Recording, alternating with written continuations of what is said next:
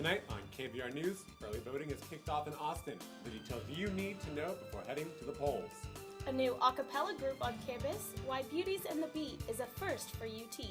And Bastrop is still recovering from the 2011 wildfire. UT students are stepping up to help.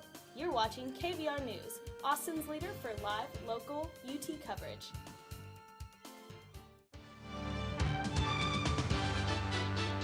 Broadcasting live from the Texas Student Television Studios at the University of Texas. You're watching KVR News at 9, Austin's leader for live local UT coverage. Your news starts right now.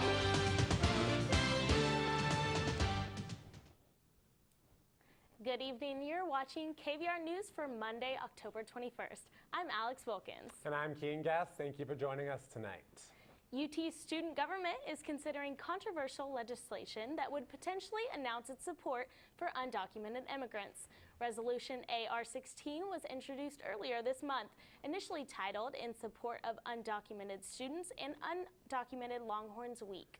The resolution included an official endorsement of a pathway to citizenship for undocumented immigrants.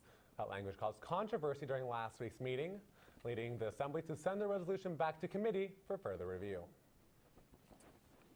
The language of the resolution has since been changed to student government recognizes the need of immigration reform for undocumented Longhorns and their families. The Assembly will vote on that version of the resolution tomorrow evening. KVR reached out to Annie Ather, co-author of AR-16. She was unavailable to talk on camera but did tell us that some SG representatives did not support the resolution if it had anything related to immigration reform in it. They said she did not recognize undocumented students as stakeholders in the UT community and disrespected the political movement we built from scratch, arguing that immigration reform was not relevant to UT. And following last week's meeting, a letter of concern was published, encouraging people who are concerned or offended by the actions of some of the members in student government to sign a petition in favor of the resolution being passed. The letter says that this piece of legislation was supposed to provide undocumented students a sense of support. Yet student government can't even do that. It goes on to say that if in fact the UT has the power to set precedent for other schools across the state, what message are we sending? There are approximately 300 undocumented students at UT from more than 40 countries worldwide. The funeral was held this weekend for Haley Nichols, one of the victims in a double homicide in San Marcos last week. Daniel Brewster Stillwell allegedly broke into Nichols' apartment with a brick and shot the 22-year-old, as well as 27-year-old Jesse Robledo, according to a police affidavit. Friends of the victim said Nichols and Stillwell were previously in a relationship and recently broke up. Police found Stillwell's body in a car after it crashed into a ditch in Comal County, west of San Marcos. Stillwell's roommate said she had told him he did not want to live in a cage and was going to kill himself. And early voting kicked off today, ahead of the election day on November 5th. Most of the races on the ballot are local measures, including a $65 million bond package to increase affordable housing in Austin. Voters turned down a similar bond worth $78 million last year. Also on the ballot, Prop 6, which would take $2 billion from the state's rainy day fund to create a water infrastructure fund. Just a few things to keep in mind before you head to the polls. A photo ID is required to cast your ballot. Acceptable forms of ID include a driver's license, a personal ID card, a concealed handgun license, and a U.S. passport. To vote on campus, head to the Flan Academic Center, 7 a.m. to 7 p.m. Monday through Saturday, or noon to 6 on Sunday. Early voting ends November 1st. And the next round in the dispute over the state's abortion restrictions begins this week. Planned Parenthood currently challenged the law in federal courts and requests a judge stop enforcement of the new restrictions before they go into effect on October 29th. Texas Attorney General Greg Abbott argues that the law that restricts how, when, and where a woman can get an abortion is constitutional. If the law goes into effect as proposed, all but 4 of Texas's 42 abortion clinics will be forced to close. The city of Austin may require companies raise their minimum wage and pay all workers at least $11 an hour. That is, if the companies seek city financial incentives. City council members say Austin should add a living wage requirement to any deal that involves waiving city taxes. Councilmember Mike Martinez said improved employee benefits will attract job seekers and companies to Austin. The minimum wage increase was proposed last year. Back then, Mayor Lee Leffingwell said increasing the wage could drive companies out of Austin and undercut the economy. 2 years after wildfires ravaged Bastrop County, the area is still recovering. This weekend, students from UT took part in a wildlife relief project. And as Christopher Adams reports, the recovery process is slow but steady. The Bastrop wildfire burned nearly 35,000 acres, and signs of the destruction are still clearly visible. This was a really devastating event, and so having a bunch of UT students from Austin come out and support something so close to home, it really makes a difference. Hundreds of UT students headed down Highway 71 to the Bastrop Disaster Recovery Center to help with the ongoing recovery effort in any way that they could. We're moving a lot of wood so that they can burn it and make room for other things. There are other people cleaning out their warehouse. They're moving donations that they received and they're shipping them away to people that actually need them. It's everything from cabinets, plumbing equipment, wood, appliances, anything that might help them in a rebuilding effort. Amory Burrell is the program coordinator of the Longhorn Center for Civic Engagement. She says it's important to maintain the relationship UT has with the Bastrop area. There are a lot of UT students from Bastrop. Bastrop is very close to Austin. It's a neighborhood that is completely connected to UT. And I think UT has a responsibility to maintain those relationships. And it's a message that many students are taking to heart. And they still need a lot of help in this place. And so students from UT decided to come out and do what they can and show their support. Students also visited the homes of people affected by the fire, helping to clear brush and dead trees. It's a long process, but something vital to the recovery of the area.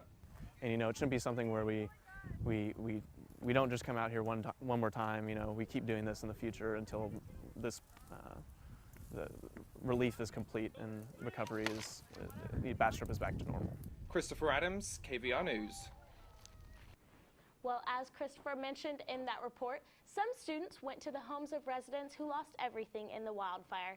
Meet Wanda Baker. She's lived in Bastrop for 12 years and lost everything in the fire except the clothes on her back. She says she almost couldn't believe it when people showed up to help. I actually thought people forgotten. And I was going like, what? I said, what, are you serious? And I said, yes! I was so happy. In this world today, no one wants to do anything, but when you see this, it gives you faith again. It gives you hope there is people out there that really do care. And I really appreciate it. I begin to see life again. I begin to see the animals come back. I begin to see the birds come back. And I can sit out here on my deck and just watch them, It's wonderful, and it's a good feeling. I think it's going to come back. It's going to take some time, but it's coming back. It's coming back.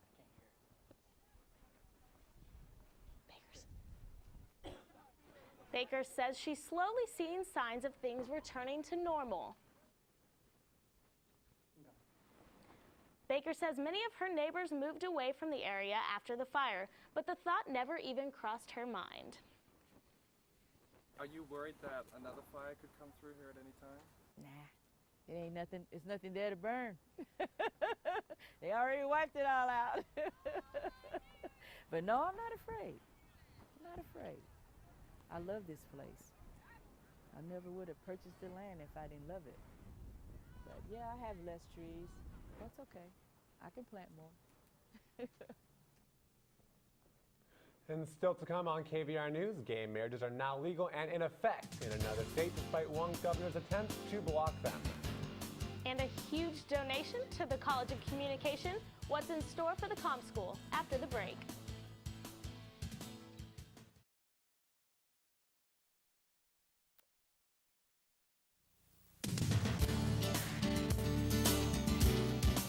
You're watching KVR News at 9. Your campus, your news. Well, welcome back to KVR News, the Moody College of Communication. That's what students will soon be calling the college after a huge grant from the Moody Foundation. The $50 million endowment was announced today, the largest endowment given to a public university for the study of communication. The endowment is said to provide $1 million for each of the college's departments. $13 million for the graduate student recruitment, $10 million for an innovation fund, and $10 million for research and outreach centers. The endowment will also provide a new sky bridge connecting the CMA to the Below Center, as well as refurbishment of the existing Jesse H. Jones Communication Complex. And the College of Communication co-sponsored a forum last week with the marketing firm Environ Media to help answer the question, what really goes into the food we eat? Simon Luke gives us a look inside the Lean Washing Index Forum, designed to help consumers identify bogus health claims. He posted that ad. The Lean Washing Index Forum brought together a panel of experts, including ethical marketing advocates, to analyze advertisements from different food companies. The idea is to educate consumers so they can recognize when nutritional information is misleading. We call it lean washing. We invented that term. It's like whitewashing when you're telling a fib about something political, or greenwashing where you're exaggerating an environmental claim. Lean washing is when you're exaggerating the health benefits of a food or fitness product. Kevin Turf and his business partner, Valerie Davis, are both Texas X's. They co-sponsored the forum to bring awareness to ethics in advertising, not just for consumers, but also for future advertisers and marketers. Through the forum, they wish to teach consumers to be discerning and to know where to draw the line on food advertising. Consumers are smart, and so if we can do whatever part we have to nudge people and arm them with the information, just nudge them to scrutinize these sorts of claims. Ethical food advertising advocate Bruce Bradley offered insight into professional lean washing practices. Bradley was a food marketing executive for 15 years and said he has high hopes for the future of food advertising. Food marketers spend millions, if not billions of dollars researching and creating these ads and advertising, that actual media dollars as well. And all they'd have to do is some simple testing to understand if their ad is misleading, if it's deceptive. Simon Liu, KVR News. The 18th annual Texas Book Festival will take place this weekend at the Capitol.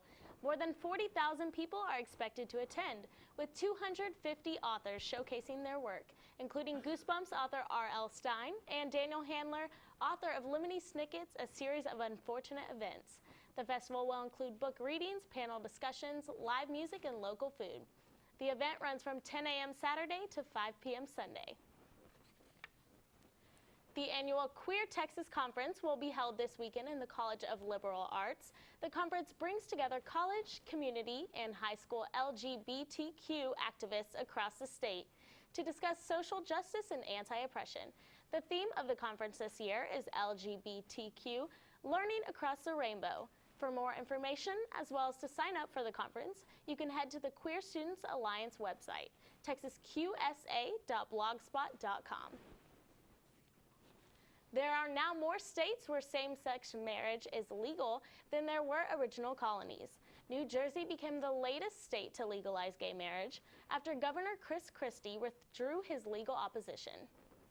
A statement from the governor's office said although Christie disagrees with same-sex marriage, the court has spoken clearly as to their view of the New Jersey Constitution, and therefore same-sex marriage is the law.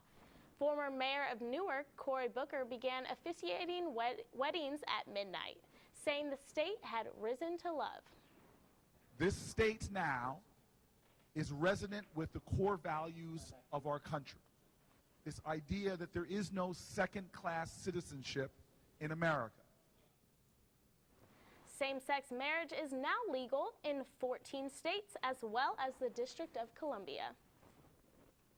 Many university departments are facing budget deficits, and despite the financial issues, UTPD now has some brand new Ford Explorers. The new vehicles cost about $50,000 each and include $15,000 worth of police technology and equipment. Assistant Chief of Police Terry McMahon said UTPD's vehicles undergo a significant amount of wear and tear and need to be replaced before they become too costly to maintain. The new SUVs are expected to be rotated out in the next 3 to 5 years. And the salary of the university co-op's chief executive is raising some eyebrows as the store continues to face financial pressures. Sales at the co-op have plunged more than 25% since 2010. The company's contributions to UT programs have also plummeted from more than $2 million to just $10,000. But despite these finances, Chief Executive George Mitchell has received more than $750,000 a year even more than UT President Bill Powers in recent years. Mitchell has received a salary about 60% higher than those of his peers at similarly sized co-ops. University Board Chairman Michael Hassler says Mitchell's salary is competitive, but not excessive. And if you've been on the drag lately, you've probably noticed the new bike lanes. The lane stretches from 24th to MLK, and it was created by the 2010 Mobility Bond Guadalupe Improvement Project. The lane serves to separate cyclists from moving vehicles using the bus stop platforms and pedestrian islands. There's also a widened lane for bicyclists traveling northbound. This is one of the highest traffic areas of town. There's a large mixture of people walking, people driving, and people bicycling. And this particular area has some of the highest rates of bicycle riding in the whole city. I started a new organization on campus called the Longhorn Bike Coalition. And basically what we're doing is we're trying to make biking safer and more accessible for students on campus. So, working out conflicts between pedestrians and bicyclists on campus, making it safer to get to campus from wherever you're coming from. The Austin City Council has banned tubing on a section of the Colorado River near downtown. ACC voted to ban floating in a rubber tube between Longhorn Dam and US 183. That's to the east of I-35. City Council are worried people could be overtaken by high waters from the nearby dam. But if you don't like being on the water, don't worry. Sturdier vessels like kayaks are still allowed on that section of the river. Violators of the tubing ban face up to a $500 fine. The stresses of registration are upon us once again. The spring 2014 class schedule was released last week, and UT students will start registering for classes next Monday. Registration times and potential bars can be found on your registration information sheet. Students are encouraged to meet with their advisors to discuss class schedules, graduation dates, and credit information. All the information can be found on UT's website, utexas.edu, and also on our Twitter page at KVR News. And of course, we wish everyone the best of luck with this semester's registration period. One UT student is changing the a cappella world on the UT campus. Cassandra Jaramillo introduces us to Courtney Penry, the founder of Beauties and the Beat. 3 years ago, Courtney Penry auditioned for American Idol and made it to the group rounds in Hollywood. But as a sophomore transfer student, she found that auditioning for music groups on campus was harder than she expected. I tried out for multiple groups here and I wasn't making any of them, and I started to get really depressed. Instead of giving up on her passion, Courtney started the first female a cappella organization at UT. For freshman Heather Grossenbacher, Beauties and the Beat gives her a chance to participate in groups like the one she sees on popular TV shows. I always wanted to be in like an a cappella group or a glee club, like ever since I started watching Glee, and my high school didn't have one. I came here and there were all these different a cappella groups, and Beauties and the Beat seemed nice and like fun to be around. Singing in an a cappella group can be extremely difficult, especially since the girls have to sing in tune with one another and without a reference.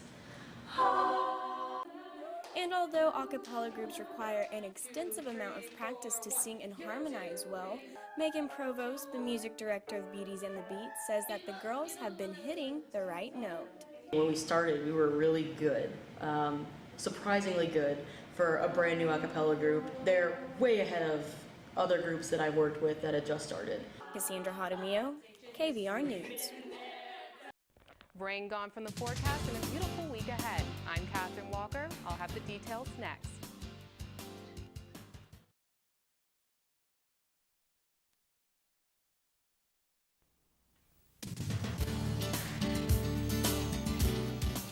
Have a news tip or story idea? Call the KVR News tip line, 475-8181. Welcome back to KVR News. I'm Catherine Walker. We can definitely expect a much drier week compared to last week, and it looks like the cooler fall weather is finally here to stay. Tonight will be the last of the rain for a while with scattered showers and thunderstorms. We can expect the low to be around 50 degrees and 15-mile-per-hour winds. Tuesday morning, we'll see the start of a very dry week as the chance of rain drops to 0%. Yes, 0%. Expect clear sunny skies and a high of 75 degrees tomorrow with a low of 51. The remainder of the school week looks very similar to Tuesday. Wednesday and Thursday will have sunny skies with temperatures climbing back into the low 80s. Overnight temperatures will remain cool, though, in the low 50s. We can then expect clouds to roll back over on Friday, but still no chance of rain. The high will be 78 degrees with a low of 55 degrees.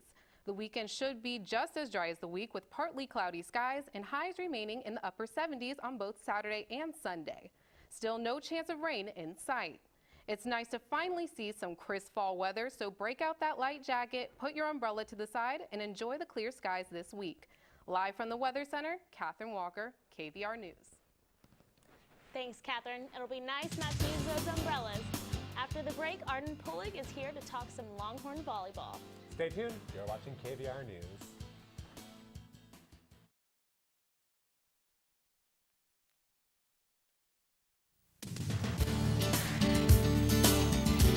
Now, KVR News at 9 Sports.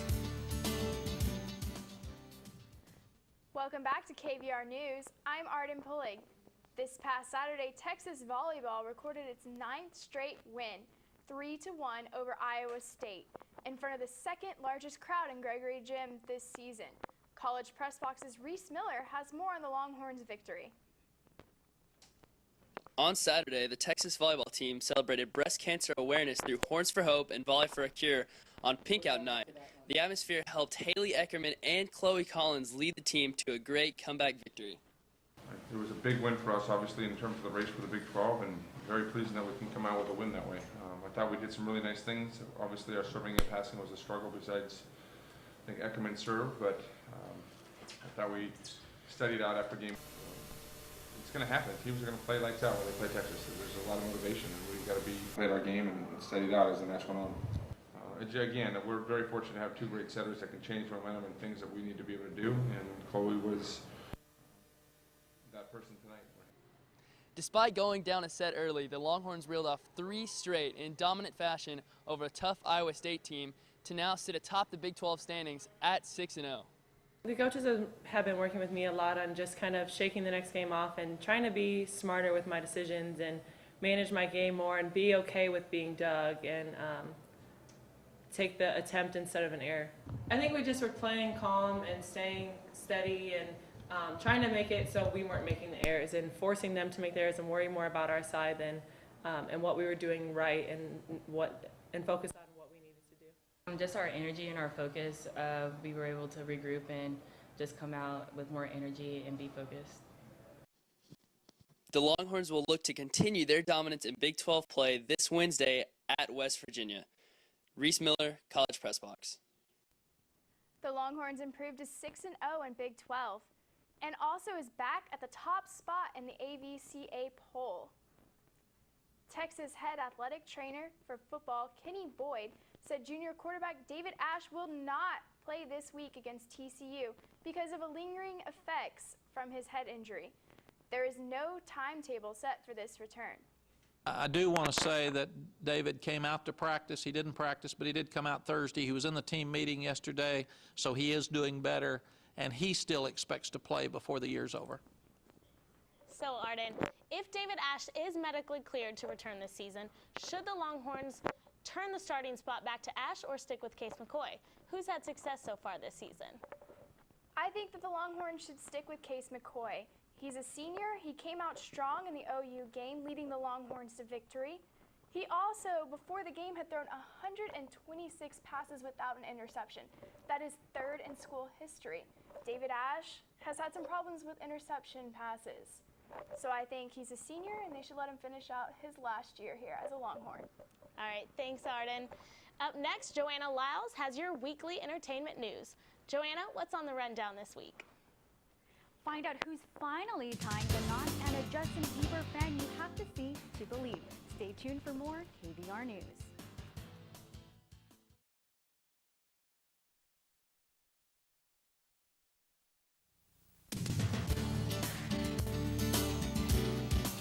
You're watching KVR News at 9. Your campus, your news.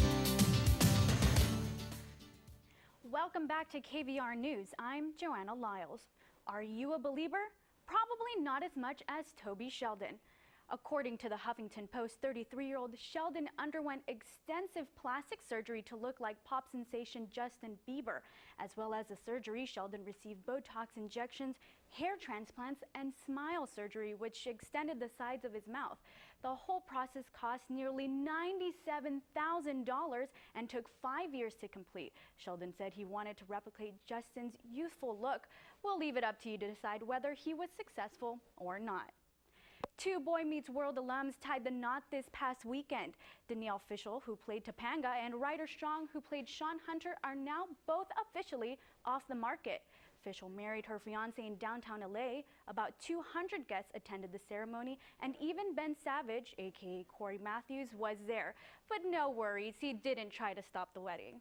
Savage said that he would always be her first husband. Ryder Strong married his best friend Alexandra Barreto. The two wed at a summer camp in Oregon. And thank you, Joanna, and thanks you for joining us tonight. I'm Kean Gass. And I'm Alex Wilkins. For news and weather updates throughout the week, you can follow us on Twitter at KVR News. Stay tuned for College Press Box up next on Texas Student Television. Have a good night.